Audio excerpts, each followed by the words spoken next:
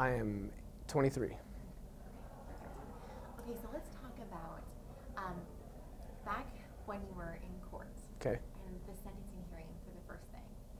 Talk about the first time that you heard Carolyn talk to you. First of all, when you knew that she was going to talk, kind of what were you expecting her to say?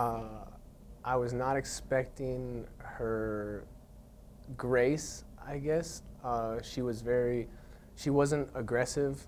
I mean, she was very stern in how she felt with her emotions, and when she talked, she made me understand how my actions really affected her and her family, and made me think about my family and how I affected them and hurt so many people. And so when she was talking, it hit me hard. It hit me hard, and I wanted to be better instantly. After she got done talking, I knew I could be better, and I wanted to be better. I don't even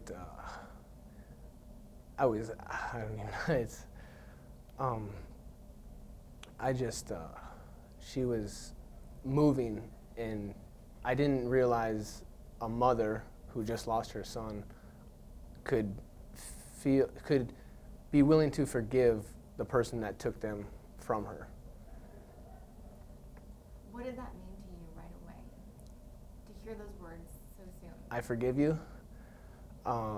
They were huge, because I think for guys that don't hear those words, it's hard for them to move on and to want to better themselves, because they feel that there's still so much tension in the situation that it's hard for them to get past the hurdle. And for me, to hear her say she forgive me, it helped me know that I can move on and be better, and it made me not want to go back to the way I was when I was making really bad choices as a kid. And I wanted it just made me want to make the right choices, because I wanted to make her proud, really. After she said she forgave me, like, I can do better for you after what I've done, you know. That's awesome. I love that. Talk about, since then, kind of what you have, your communication, your relationship, what you've done back and forth with Carolyn. So when I got through orientation, through the prison, I started going to chapel activities in Jameson Annex, and she had reached out to Pastor Harlan there, and had emailed him and said that if any of us who were involved with the death of her son, Jordan, she said that we could write her if we wanted to. And of course, instantly I was like, yes, I absolutely want to write her, and to try to build a reconciled relationship with her, and, you know, just apologize further and let her know that I'm going to do my best to be better and be the best I can be. So we had to get it approved through the warden and stuff, because they were like, why do you want to write your, you know? And so I was like, well, she reached out to us, kind of. So I wrote her, and every letter, I think, for the first year, I apologized. About half the letter, I was always apologizing, and she'd always tell me, like, I forgive you. I forgive you. I remember in one of the letters she said, I truly believe that you didn't intend to take my son from me, and it broke me down instantly, because I finally felt like, okay, she understands, like, I wasn't trying to be a monster, and that I was just a child making really bad decisions, and I made a really bad mistake, and it hurt a lot of people. And it was amazing, and it helped me grow to watch her forgive me and tell me that she forgives me every time she'd write me, and believe in me and ask me how my family's doing, and ask me if my friends and my teachers that were there at my sentencing still come to see me, and if they still talk to me and stuff. To be so involved with someone that hurt you so bad was so moving and intense in my life that I feel like I've grown 10 years plus on top of my age. I feel like I'm 35 mature-wise, but it helped me grow, I think, as an individual, and it made me actually, when she did that for me, I actually wrote some friends from back home letters and told them and apologized to them for some, like, wrongdoings that I did, and I asked them for their forgiveness, and I told them that I forgive them for any trespasses that they had against me. And one of my friends wrote me back and he said, man, don't worry about it. We were kids, you know. He's like, just be good. He's like, be good, you know, and take care of yourself. And I was like, this is a real thing. Like, love is for real. And forgiveness is like so powerful when you've hurt someone and they're able to do that. They shows you they're the strongest person in the world to be able to do something like that. That is awesome. What do you think it takes for mom to forgive like that? And I mean, what is it? Do you think that made her that way? Oh man, I think so. Definitely the way she grew up and was raised, and her core beliefs, and her through her parents and families, the way they raised her to be. And I think of the power of her faith in God and how strongly she believes in her faith in God, I think gave her that strength to be able to tell me, I forgive you, you know, and I want you to do better. And yeah, so I think a lot of it had to do with just her faith. I mean, she's the strongest person I know, for sure, to do something like that. I don't think I know too many moms that could do that. Yeah, that's what I think too. What is that? You've already said it a little bit, but what is that forgiveness and that relationship over the past 5 years, 4 years, whatever it's been? What has that meant for you? And I love that you said that you want to do better for her. I think that's Yeah. Anything else? So yeah, for her being able to do that and talk to me and be involved with me as I go through this chapter of my life, it makes me want to do better for her and my family. But I think one of the main things I focus on every day when I wake up is redemption, to prove to her and my family and everyone that knows about what happened that I'm not what happened doesn't portray who I am as a being or who I am as an individual, that I was a child who made very, very childish mistakes and poor choices, which led to a bad incident who hurt people. And so like as I go forward, I consciously think about my actions, about what I'm about to do. Is this going to be better for me, and is this going to bring honor to my name and my family and Carolyn and their family? Because I owe it to them to be better, and not just myself. Like, it's about them and it's about my family. It's about the people I hurt now, to do better for them, instead of just trying to be better for myself alone. But it's about other people now. It's not just about me. How has this forgiveness and this relationship with Carolyn, how has it impacted your faith personally? Oh, it is. So I grew up in a Christian home. I was Lutheran Baptist, or baptized Lutheran in St. Martin's in Watertown. We used to go to church all the time when I was younger. As I got older, 13-ish, I started hanging out with friends and kind of lost sight of that for a little bit. But when high school and middle school hit, I started going to like youth groups, and then obviously with the mischief and behavior that I was in, kind of like wasn't really into it as much, but I knew God, I knew Jesus. And then after all this happened, and Carolyn showed me her faith and what that could do for her, I started coming to chapel services in prison, and it's helped me so much get through the last 5 years, just being able to know that I'm not by myself. Like, there's always someone else that can help me, whether it's in the congregation or it's just talking to God about how I'm feeling or asking him to give me the strength to do it like she did. And if God could give her the strength to forgive me, he can give me the strength to do anything I need to do to be better for her and her family, for sure. Brian, that is amazing. I love it so much. Anything else that you want to say? Anything you want to say to her or her family? Yeah, I'm trying to do my best to be better for them. I'm sorry, of course, and I won't let them down. From now here on out, that I'm gonna be what they expected me to be before it happened. I'm gonna be the complete opposite of what I was that day in their life. I'm gonna try to be an angel for them. You know, I want them to be able to say, like, you hurt us, but at the same time it wasn't for nothing. Like, in Jordan's name, I want to do. Hang on 1 second. Okay, go ahead and say that again. In the future, I was actually wanting to do some speaking engagements in Jordan's name on his behalf, because I actually wanted to kind of help steer away from the drug abuse and the drug violence with younger generations. And I've actually been in contact with a few teachers from back home who deal with drug abuse and stuff like that for the schools and stuff. So like, I'm already in the process of working on getting that stuff started. I'm just trying to jump through the hurdles with administration and stuff like that. I've actually done a written testimony for one of the middle schools back home in Watertown, and how drugs and of that abuse affected my life and stuff and the people around me. So I'm looking forward to doing that and honoring their family and making sure they know that what happened, the tragedy wasn't for nothing, that it's going to make a difference in other people's lives, and it's going to save other kids' lives for sure. I think the last thing I want to ask you is, talk about that night and that decision. I mean, if you could go back, those kind of things. I know it's hard to think like that. Maybe you shouldn't even think like that. I don't know. So you want to know just kind of like my thought process, what I was going through. Well, I think it wasn't really one night. I don't want to say like I had a hard life, because I had a family that loved me.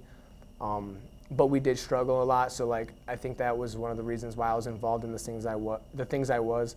And so my behavior then influenced my actions on who I was hanging out with, and the guys that I met, it was for an 18-year-old who was a drug user and in criminal behavior and that lifestyle, to entice an 18-year-old with $100,000 tax-free, just, go inside and get it, kind of thing, was like, okay, that's it, go inside and get some money. Like, it was wrong, obviously. I mean, but for an 18-year-old who not thinking about the consequences, thinking about money signs, that's all I could see when that topic got brought up was, she's $100,000.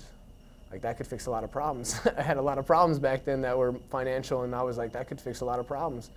And so as the time went on, it got built up to being just, it happened, and then I got the text saying, come down, it can happen today. And I wasn't thinking. I was actually supposed to meet with my Army recruiter that day, and I blew him off to, ruin the rest of my life almost and hurt so many people that day. But I wasn't thinking. I was a kid, and I seen dollar signs, and I didn't see any repercussions. I know I didn't plan on hurting anybody that day. I know that there was a gun, and we obviously brought a gun and stuff, but there was no one had intentions on using it that day. Like, it was just kind of there for some reason. And I wish it wasn't, but it was there, and we were just kids being stupid and not thinking about what we were doing and how we could affect. We didn't think about how we could affect somebody else. Like, we were just thinking like, oh, we're just gonna go and break in someone's house and get money, and we didn't think like, oh, they're gonna be home, or is someone gonna get hurt? Is their family gonna get hurt? We didn't think about that. It was complete greed, selfishness, and I would slap myself back then if I could, for sure. And I wish I would have went back home and met with my Army recruiter and not went to Sioux Falls that day. I think it would have been made the difference. I think Jordan would still be here, his family would still have him, and none of us would be in this heartache at all. Do you think about Jordan a lot? I do, every night. Every night when my cell door closes and I lay down, it's every night. No, you don't forget that. I'll live with that for the rest of my life. I know I was in the house, I seen what happened, and you don't forget that. It was intense, and I didn't know how to stop it. As it was unfolding, as the whole incident was unfolding, I didn't know how to be like, stop this. Like, how do we stop this? Like, it just kept going and unraveling, and then it was like a bomb, and it just blew up, and it was already out of control. And then what do? So we just ran. you know. It was the scariest thing in my life. It was really scary. But yeah, I think about Jordan every day. I think, what would he be doing today, you know? Like, would he still be making bad choices like I was? Would I still be making bad choices if it didn't happen? Or would we have grown up and been mature enough to go to school or get jobs and just be mature adults, you know, and build a family or something? Like, but every night I think about him, his family. I think about my family and how they're missing me. You know, I have 7 sisters and a brother that, you know, and I know Jordan, you know, I know Morgan and Journey are missing in their brother so much, and I feel so bad because when I see my sisters leave and my brothers leave the visit room, I see the pain in their eyes that I can't go with them. I know exactly that's what Morgan and Journey are going through when they wake up and they know they can't see their brother. So, and I feel terrible knowing, because I have baby sisters and I see it in their eyes, and it kills me. It tears me up, and I just want to do better. I want to do better for them. I want to do better for Carolyn and their family and Jason, and I need to do better. And that's what I want to. I need to. I'm gonna. That's the mentality that Carolyn's gave me through her forgiveness, is that I know I can be better because of her forgiving me and knowing I can call on God for that strength to be better. I got more than enough. Okay. Hang tight. This is the hardest thing to take. I think for a mother, it'd be the hardest thing to forgive ever, is to take her baby from her. So I wanted to do that with her and sit down and talk, you know, face to face and stuff. So she says she wasn't ready for that yet, but I'm hoping down the road, I hope that's something that she's going to want to do, because I really want to sit down with her for sure. Do you look forward to getting a letter from her? Yeah, I do. I like knowing that she's gonna. I like hearing from her, even if it's just a bunch of mumbo jumbo, just telling me how her day or week went or with her kids or something. You know, like, I like hearing what Morgan and Journey are. They're not even it's so crazy the relationship that I've built with her, and asking her about how Morgan and Journey are doing. You know, because I know Jordan was so close with them. I don't want them to feel like they're not loved, so like I'm always inquiring about, like, oh, how are they doing? Are they enjoying their summer? And I like to hear, like, you know, oh, Journey had a birthday party, or Morgan, you know, she's in, I think, middle school now and stuff. So like, we're building a relationship on a tragedy, and I think that we're gonna have a really nice bond. And I'm hoping, with a chance of getting parole, that Carolyn will be there with me to do some speaking engagements, so we can hopefully change some lives and make a difference, because I really want to do something like that with her for sure. Because I know she's got a powerful message, and she can speak. You know, like she touched me instantly. And I mean, I know it was more personal for me, but I think the way she talks about Jordan and him not dying in vain over this, like, is gonna make a difference for any teenager that is struggling with addiction or drug, or just any drug use at all. Even like, it'll get them thinking, like, that could be me. And that's what I think. I wish I would have had that. I wish someone would have came up to me and like, hey man, I've ruined my life just by being involved. Don't get involved, you know. I wish I would have had that, and I never did. So I'm glad it got. I wanted to do it when they said it was about over forgiveness and about and then he was like, you speak to your victim's mom, and I was like, yeah, of course, absolutely. He's like, okay, well, that's what it's over and stuff. And I was like, oh yes, to send them up. We'll do that. I would love to get the story out. Like, that's the first step in impacting lives, is we got to talk about it. Otherwise, no one knows. If we don't talk about it, we're not going to know about it, you know? Yeah. Anything you would say, and I don't know who uses this, but is there anything you would say to somebody who is holding on to anger, or, you know, against somebody, about what it does to forgive? And I don't know how to say that. I would tell somebody, if they're angry at someone and they're holding something against somebody, to let it go. Because it just, literally, it kills you from the inside, and it makes you, people say it all the time, it makes you bitter, holding on to anger, and it's the truest thing I've ever heard. I see guys in here, so to hold on to something that's so great in gravity and emotion, that it would literally consume your heart, and it's gonna block your heart from being able to love other people or show true emotion with that person. Pay for it. Go ahead. About why forgiveness?